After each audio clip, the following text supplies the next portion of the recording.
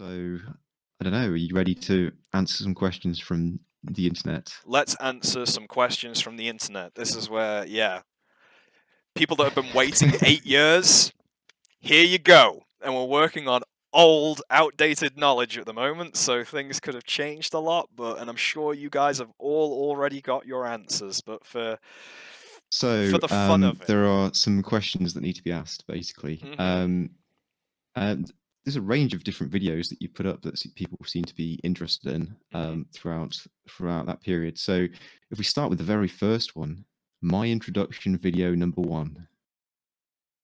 So, a gentleman called Dave 047100. Hi, Dave. 6 years ago. Let's hope this is still Th- relevant. Thanks for posting this. Where did you get the mount for the PS3 Eyes to connect them to the tripods? I didn't. It was gaffer tape. It's a horrible answer, but it's the truth. Yeah, I would. I didn't necessarily have a mount or a bracket or anything like that. So normally, what I did is I found tripods that had as flat a top as possible. I think I first kind of put blue tack underneath or white tack, and then just kind of smooshed that on as much as possible. And then after that, I would gaffer tape it up to the point where, like, yeah, if you went up to it and grabbed it and started to move it around, it would move. But if you were leaving it stationary for the course of a couple of hours and recording a couple of takes or whatever, they were perfectly fine. There was no movement or anything like that. And I was very, very vigilant with telling people, like, don't walk there, don't go there. Here is the way that you walk in. Here's the way that you go out. Don't knock any cables. So, yeah, the ugly answer to that was I didn't. It was all just gaffer tape. Which is the best answer as Hey, well. it's gaffer tape fixes a lot. And it might not have even been gaffer tape, it might have been parcel tape. Which is even worse. Better. Even Yeah. worse. Okay, so someone called Rough Moose, I'm not going to assign gender to this, 7 years ago as well, so that's even longer. Yep. I'm using Ipy for the animation in series called Gaming Game Out on the Machinima channel. It does a good job for what it costs, in my opinion. I've just been testing it today with two Wii controllers. I'm going to say Wi-Fi controllers. The hand tracking looks promising and will for sure save a lot of time on having to manually keying in the wrist rotations. Have you tried the hand tracking yet? No, never got around to it. It's something that I wanted to do.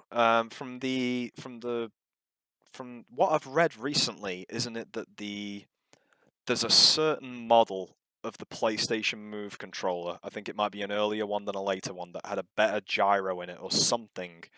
I think the hierarchy of it goes, and I think you even have to have a Wii Motion Plus if I'm not mistaken. It's like Wii Motion Plus, PlayStation Move controller, and then it's this particular version of a PlayStation Move controller. I was never really that anal about that kind of stuff.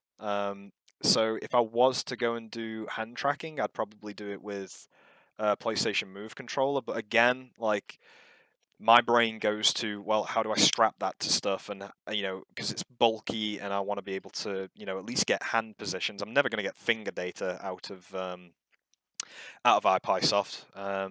There are other finger solutions, if that's a weird way of putting it, but there are. So I think, if anything, if I was going to try and do that, I know Wii Motion Plus remotes are probably more attainable. I don't quite know, but I'd want to break that down to its core components and just get, like, the actual circuit board on the back, or at least create some kind of something for the, like, a glove for the remote to go in or something like that, because those things can be pretty bulky, I think. And I suppose that actually highlights one of the key problems as well for this kind of thing, or the limitations as well. Anything to do with that wrist rotation or fingers and that kind of thing, really, is that I suppose that's where you're bordering on the limits of the technology.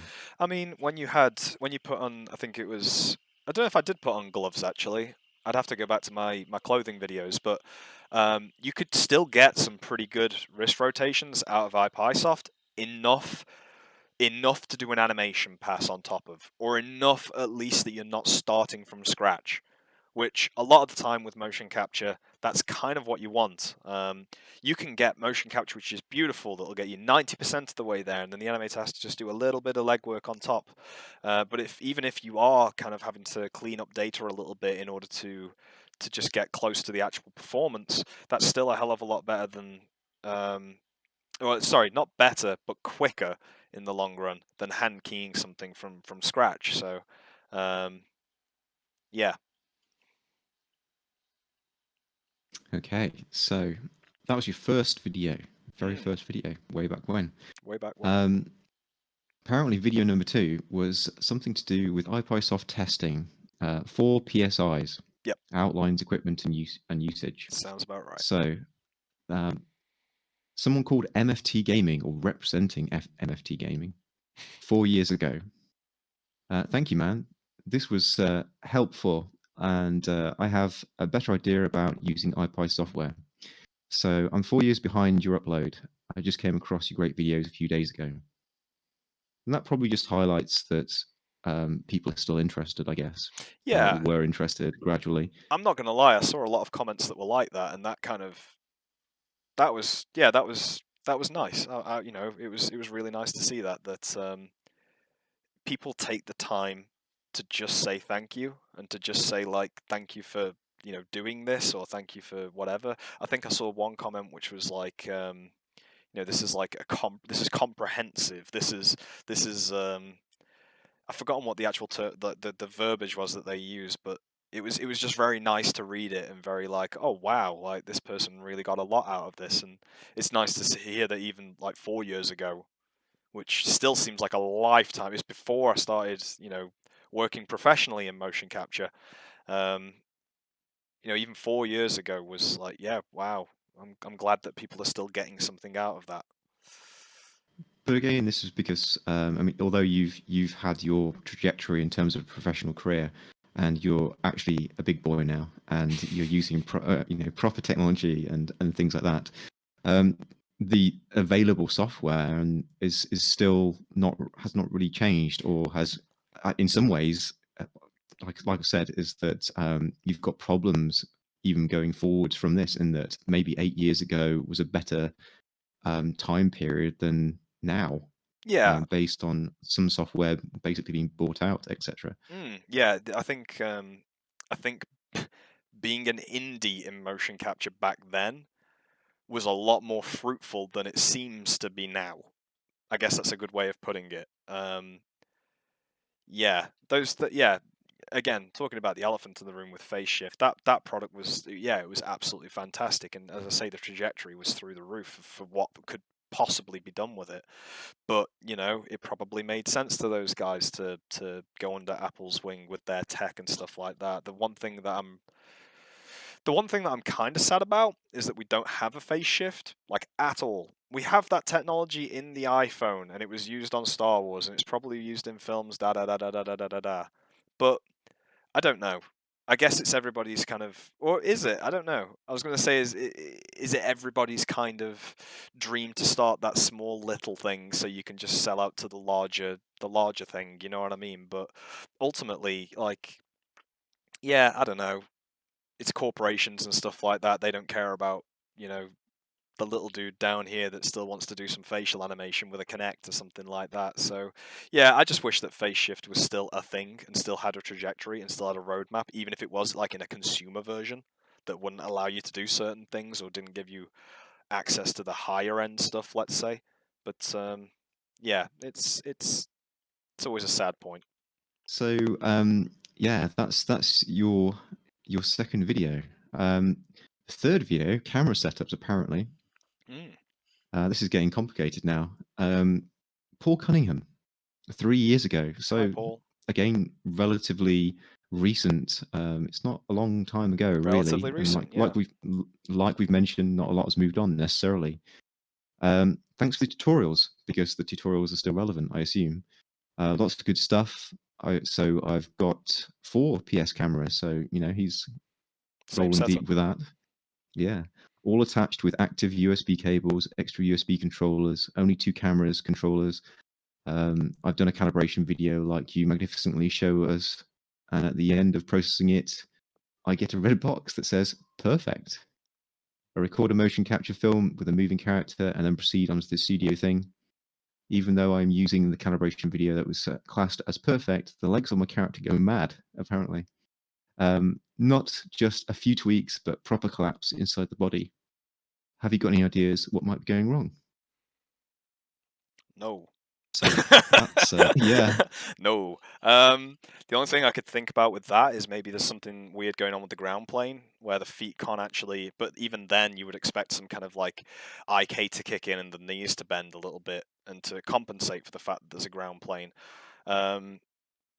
Unless the ground plane for some weird reason is moved and shifted up to like the pelvis region and it's just not visible to see it, or you're not expecting, or you don't know what you're looking for in that regard. So I think from what I remember in Ipysoft, the grid should be, well, there should be a grid, right? There should be a grid on the floor where you're walking and stuff.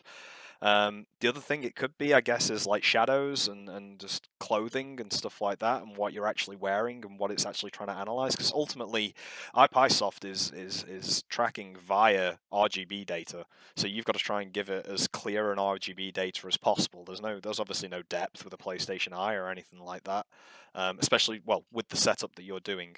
The other thing that it could be, because there's an erroneous thing in there that I've not worked with, is USB controllers. That's an open-ended statement which could mean a lot of things. So potentially something has been set up incorrectly there where I don't know, try taking off the USB controllers. That's something that I can say I honestly have learned over the last 3 years is don't try and throw everything in the kitchen sink and expect to wash it all up and to for all the dishes to come out clean, because you're going to have dirty water, right? Just try one thing at a time. Just try and get one thing working and then put two things together and then make sure that works and then put three things together and then try something else independent and then introduce that to your larger thing that you're working on. So yeah, I'd say kind of step through it little by little. Try and get the fundamentals working of it and then move into that larger stuff, because as I say, if you throw a lot of stuff into the mix, it's like trying to do a scientific experiment where you're not changing one variable all of a sudden to check the result. You're changing about 6 things or throwing everything in and changing a lot of things, and you don't quite know what's affecting that end result. So yeah, go back to basics with it and see what comes out. So yeah, I mean, he's maybe still waiting on those words. 3 years. 3 years. Hey, that's sooner than 3 some years. of them. Certainly, this fellow, Filippo. I don't know how to say that. Palacio, probably. 6 years ago. Okay. This is really helpful. You saved me a lot of time with this evaluation. I'm going to do motion capture with the icam as well, and you give me a better knowledge. Question: how do I transfer that info from the Ipysoft to 3 Studio Max for animation? I think, geez,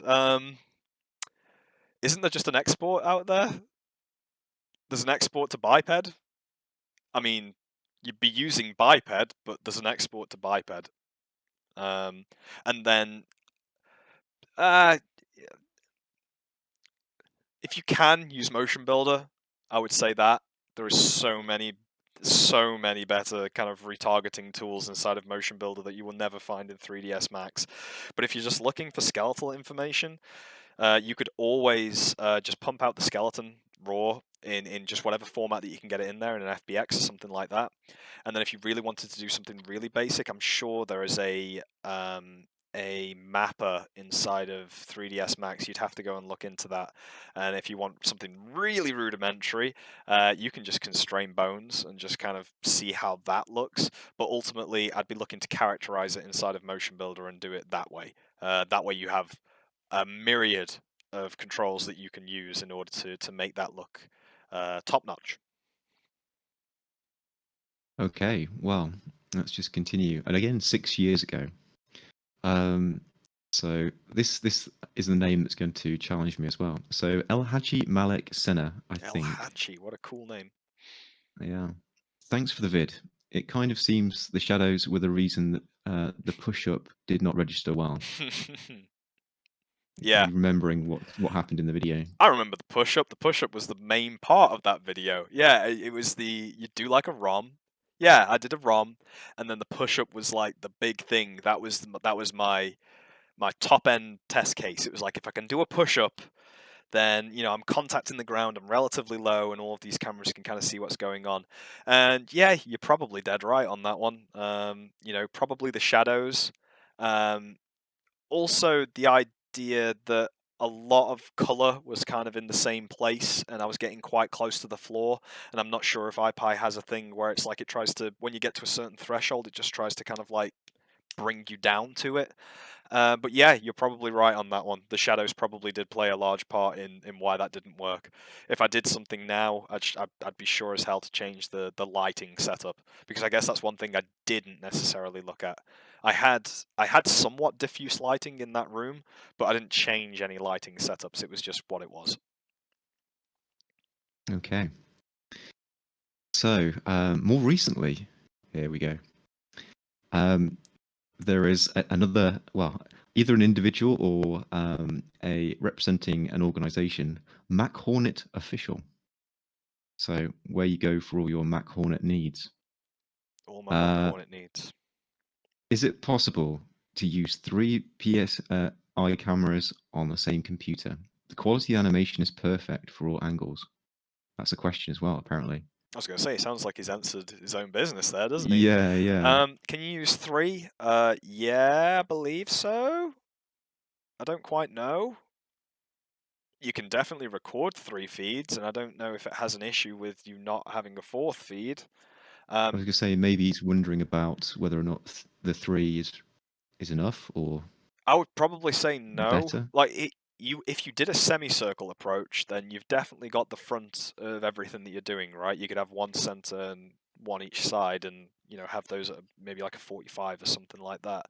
But as far as I think the verbiage was something like and be able to see from all angles, no, because you're not capturing all angles, so you're never going to see from all angles. You can never see from behind you or anything like that. Is it enough to capture something? Probably really basic stuff, like just stuff that is like talking or something like that. But the second that you turn around and start fiddling with something in your hands and stuff like that, like that's all gone. You'd get the back and you'd get a hunched back, and that's about it. You wouldn't be able to see any hand data, obviously. So, but that's a given. So yeah, I would say that maybe up your scalability a little bit. If you can do 3, you have a license to be able to do 4. So I would do 4. Well, that's something for them to try out, I suppose. Mm. So, a little bit further into the past. Oh God, we're not coming this any is closer. We're just going further back.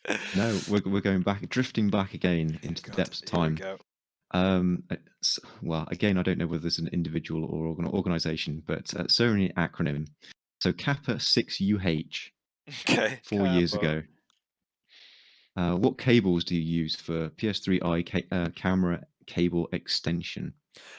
I used I don't know the specific brand or anything like that, but you can find them on Amazon. I used USB 2.0 active repeater cables. And the reason I say 2.0 is that I was looking to get a repeater cable for this. And this requires USB 3.0. So I was looking around recently at Amazon just to see, what the prices on that kind of stuff were. Because I was thinking about setting up a face station, and that face station would be away from the laptop and stuff like that. It would be just in a comfortable place with some good lighting. So yeah, you're looking for active repeating, active USB extenders basically. And make sure that you're getting the right thing. If you've got a 3.0 port available, I would probably use 3.0. Right. So I'm going to continue our journey into the past, back to 7 years ago. Okay. And we're also going to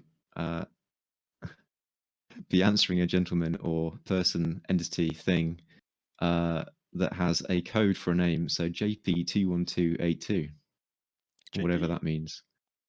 JP.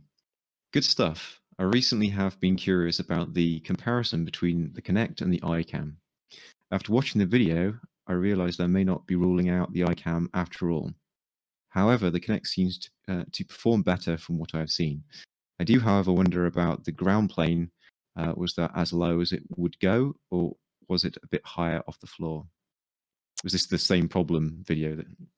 Maybe, yeah. I don't know about the ground plane stuff. It's way out of memory for me to know whether it could have gone lower or higher. Back then, though, and this is interesting. Back then, my opinion would have been to you that I would use PlayStation Eyes over Kinect in a heartbeat. In a heartbeat. Um, but what some of the stuff that I've actually been looking at, and some of the stuff that I actually want to take a look at myself, is using these the Kinect 2.0 in order to do like a semicircle. Two of them basically looking at me at 45s to see what that could actually give me. I still believe, personally, I still believe that like 6, 8, 12 PlayStation Eye cameras, or even not PlayStation Eye cameras these days, because if you look at the Ipysoft website, which is very interesting, you can use HD webcams now. The problem being is those HD webcams, or at least ones that you buy commercially, don't get fooled by the whole it's 1080p, it's going to be amazing. It's not just the 1080p that you're looking for. It's not just the resolution. It's the frame rate that counts. If you're running at 30 frames a second and you're at 1080p, you're still only running at 30 frames a second regardless. If you do some quick actions with your hands, it's going to be very difficult to pick up all of that stuff. Motion capture cameras run at typically 120 frames a second. So for you to buy a 1080p 60 frames a second webcam these days, I think I was looking in the region of like what? I swear I said some prices to you, Mike. It was somewhere. If you want a decent one, you're looking at in the circa £100 for one, and you're looking to set up something with 12 of them. Now, if you were going to set up an independent studio, though, and you did want to go down the Ipysoft route, I would totally go down, or at least try and figure out a way that you can test out a 12 camera setup, or even an 8 camera setup with HD webcams running at 60 frames a second, because that to me will always supersede a Kinect. It will always supersede 2 Kinects. It'll supersede 4 Kinects. That's personal preference, though. That's personal opinion. Just based on the idea of what your volume is going to look like. You can move those cameras higher, lower. You can get some low, some high. Whereas with the Kinect, sure, you can get like you can get some low, you can get some high, but you have to do that board thing in order to kind of calibrate them all. And with this, they almost become like CCTV cameras. So if you have one that's high up in the corner, don't worry, because there's probably 2 or 3 other ones that are mid to low that are seeing the small little action that you're doing. And if they are 1080p HD webcams at 60 frames a second, like, yeah, I'd say that you're onto a winner then. Okay. Well, this might be somebody that you could influence in some way, because this was only 6 months ago. Ooh, So Marcus S has a question. Many motion. hello. It's almost like I know, going back to Games Master. Can you help me? Yeah. Many motion. Me and my friends are planning on using motion capture. In your opinion, will a morph suit provide better results?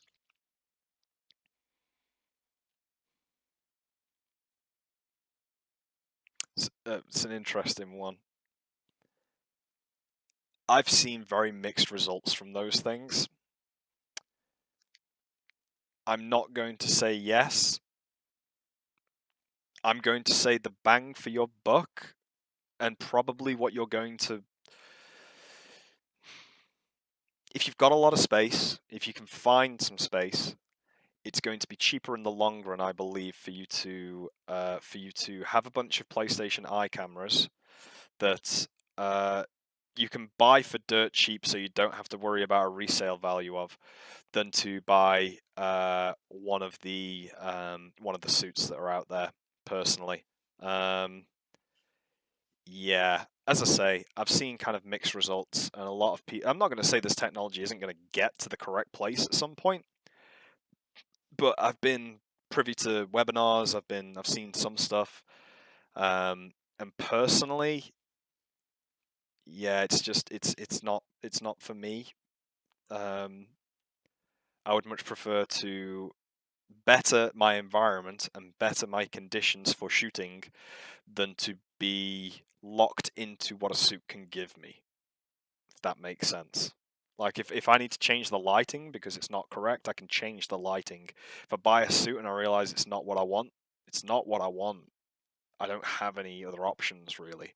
They're cool, but I would prefer to have more of an input in my volume and my environment in order to change that and to get a better result out of it, personally. Okay, so that might be somebody that you've saved. I don't know. Maybe they figured that out for themselves. Yeah, maybe they bought a Um, suit, maybe they didn't. yeah, this is definitely somebody you're probably not going to save. 7 years ago, I can't do it. I can't save them can't all. save them all. Yeah. Yeah, Leandro Nascimento. Did you try the props tracking with the PS Move? No. Again, something that I'd love to try. I didn't know. I'd have to take a look back, at the documentation. But as far as I remember, wasn't it like you could do your hands and stuff? And I think by prop tracking, yeah, I think there was like a box that was affixed to a PlayStation Move, and that was kind of it. But the interesting thing is if that's used as a root bone and you get all the rotation and stuff like that from that, in traditional motion capture, if you were kind of like markering up, let's say, a gun or something, you'd have multiple points over that gun, and then you would fit to that gun, and you'd clean up all the marker data, and you'd rigid body to a roundabout position of those markers. Whereas if you're kicking that like skeletal data out of, say, a program like Shogun, or if you're kicking it out of something like Motive, you get a root bone out of that. Now, I don't personally use the root bone for that kind of stuff. I like to use the markers because I think it's a more accurate representation of where the markers were. But for doing stuff at home, if you were to get like a toy gun of just a toy rifle or whatnot, and then just slap a PlayStation Move to the side of it, I'd be very interested to see whether you get some good root bone rotations out of it, because essentially you can just constrain that straight to the gun and then you're good to go. So yeah, I haven't tried it, would like to. Yeah, it seemed like a sensible thing to do. It's pretty much what they're used for anyway, really.